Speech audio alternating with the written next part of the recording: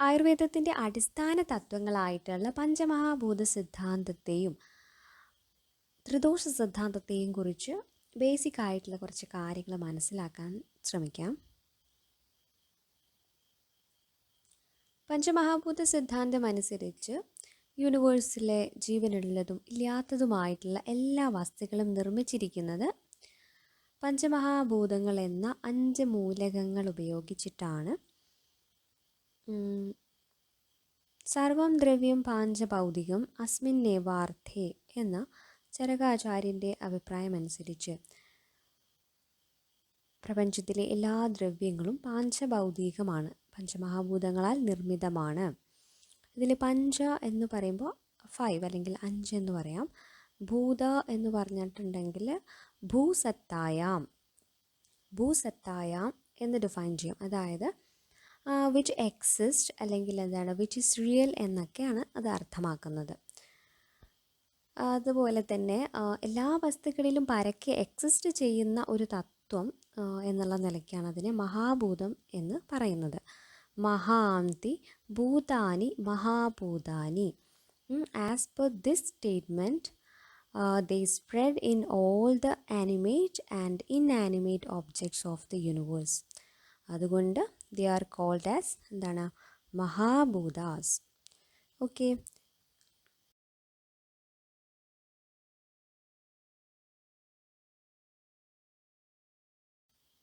ഇനി ഇവ ഏതൊക്കെയാണെന്ന് നോക്കാം.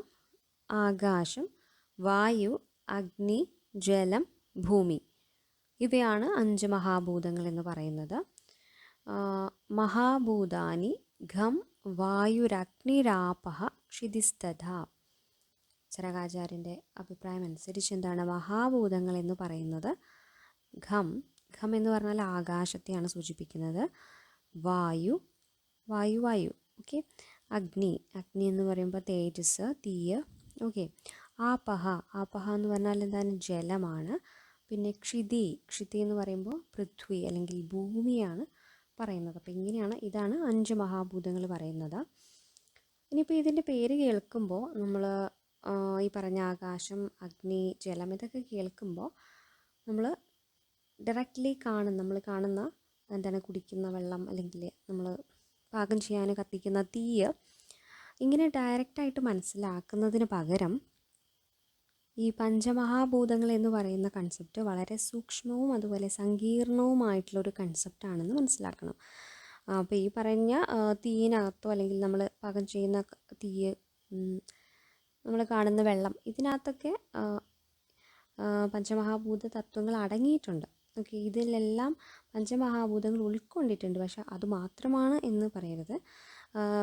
മറിച്ച് നമ്മളെങ്ങനെയാണ് അത് ചിന്തിക്കേണ്ടതെന്ന് വെച്ചാൽ ഈ സൂക്ഷ്മമായിട്ടുള്ള പഞ്ചമഹാഭൂതങ്ങൾ കൂടിച്ചേർന്ന് അതിൻ്റെ സ്ഥൂല രൂപം ഒരു ഫിസിക്കൽ ഫോമിൽ നമുക്കെങ്ങനെ കാണാൻ പറ്റും, അതാണ് നമ്മൾ കാണുന്ന തീയൊക്കെ.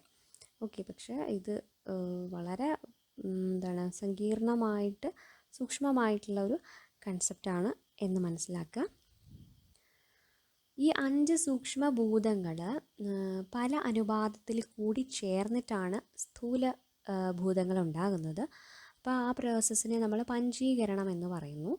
അതുപോലെ തന്നെ ഓരോ മഹാഭൂതവും മുൻപുള്ള മഹാഭൂതത്തിൽ നിന്നാണ് ഉണ്ടാകുന്നത്. അതായത് ഇവല്യൂഷൻ്റെ പ്രോസസ്സിനകത്ത് ആകാശം താനെ ക്രിയേറ്റ് ആവുകയും ഒന്നിനെയും ആശ്രയിക്കാതെ നിലനിൽക്കുകയും ചെയ്യുകയാണ് ചെയ്യുന്നത്. അപ്പോൾ ഇങ്ങനെ ഒന്നിനെയും ആശ്രയിക്കാതെ നിലനിൽക്കുകയാണ് ചെയ്യുന്നത് ആകാശ മഹാഭൂതം. ഓക്കെ, അതിൽ നിന്നാണ് അടുത്ത മഹാഭൂതമായിട്ടുള്ള വായു ഉണ്ടാകുന്നത്.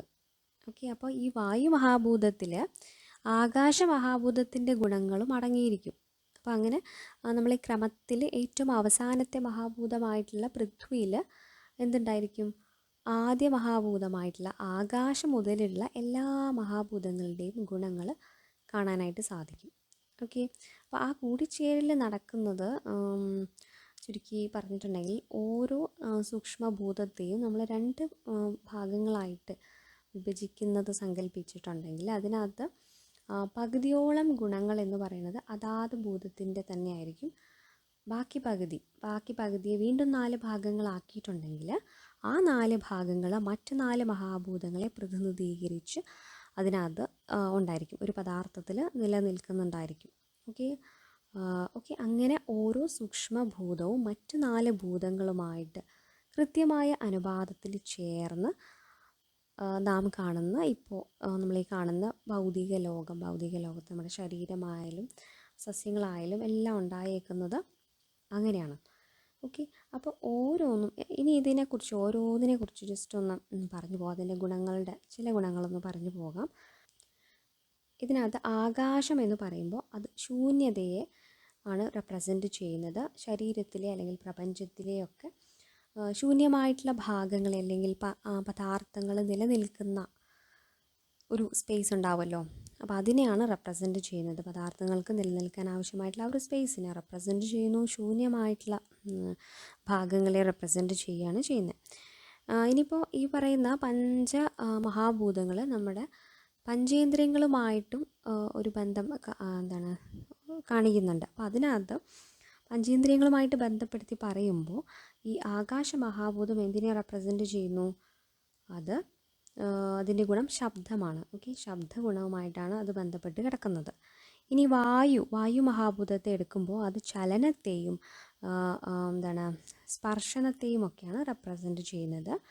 അഗ്നിയെ എടുക്കുമ്പോൾ ചൂട്, പ്രകാശം, തീക്ഷ്ണത അല്ലെങ്കിൽ പരിണാമം ഇതിനെയൊക്കെയാണ് സൂചിപ്പിക്കുന്നത്. അപ്പോൾ അതിനകത്ത് പഞ്ചേന്ദ്രിയ ഗുണം എന്ന് പറയുന്നത് എന്താണ്? കാഴ്ചയാണ്.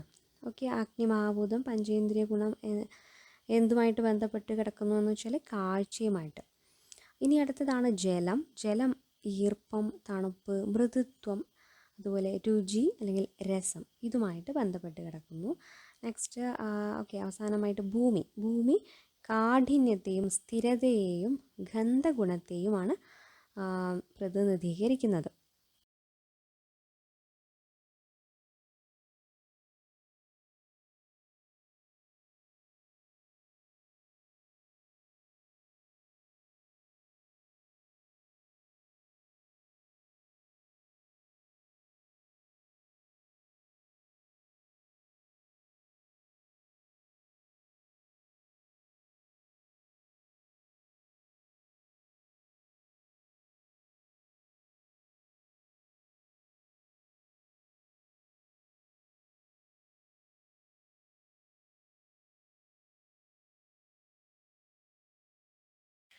അടുത്തത് ത്രിദോഷ സിദ്ധാന്തവുമായിട്ട് ഈ പഞ്ചമഹാഭൂത സിദ്ധാന്തത്തിനുള്ള ഒരു ബന്ധം എന്താണെന്ന് നോക്കാം.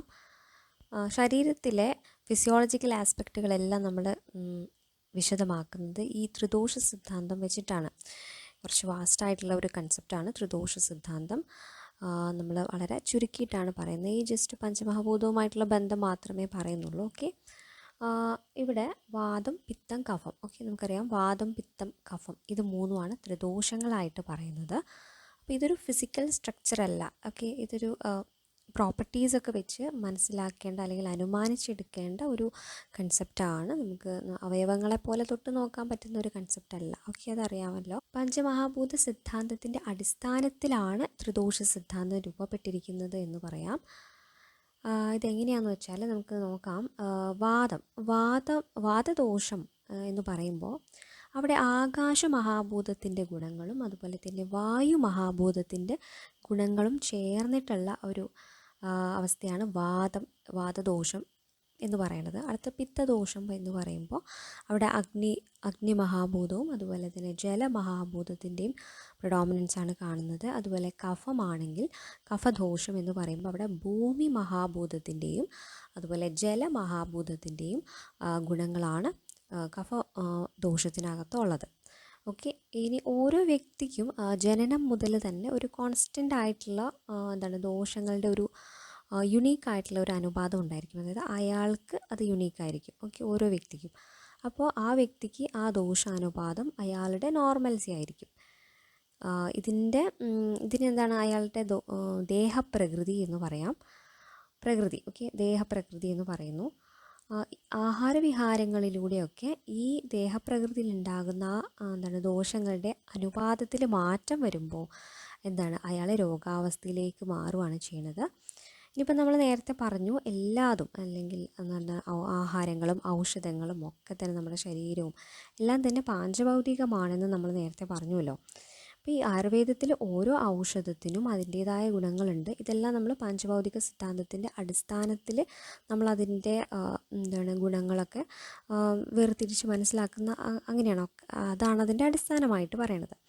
അപ്പോൾ ഇത് വെച്ചിട്ടാണ് നമ്മളതിനെ ട്രീറ്റ് ചെയ്യുന്നത്. അപ്പോൾ ആ ഒരു രോഗാവസ്ഥയെ മാറ്റുന്നതും എങ്ങനെയാണ്, ഈ ഒരു പഞ്ചഭൗതിക സിദ്ധാന്തത്തിൻ്റെ അടിസ്ഥാനത്തിലാണ്. ഓക്കെ, വാതദോഷം കൂടുന്നത് ആകാശമഹാഭൂതവും അതുപോലെ വായു മഹാഭൂതങ്ങളുടെ ഗുണപ്രധാനമായിട്ടുള്ള ആഹാരവിഹാരങ്ങൾ ഒത്തിരി അങ്ങനെ ശീലിക്കുന്നത് കൊണ്ടാണ്. അപ്പം അങ്ങനെ എന്തുണ്ടാവും, ആ വായുദോഷം അങ്ങനെ കൂടി വരും.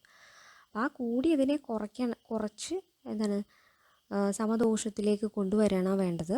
അപ്പോൾ അതിന് വേണ്ടിയിട്ട് കൂടി നിൽക്കുന്ന ആ വായുദോഷത്തിൻ്റെ അല്ലെങ്കിൽ വാതദോഷത്തിൻ്റെ ഗുണങ്ങൾക്ക് ഓപ്പോസിറ്റായിട്ടുള്ള ഗുണങ്ങൾ ഉള്ള ആഹാരങ്ങളോ ഔഷധങ്ങൾ ക്രിയകളൊക്കെ ശീലിപ്പിക്കുകയാണ് വേണ്ടത്.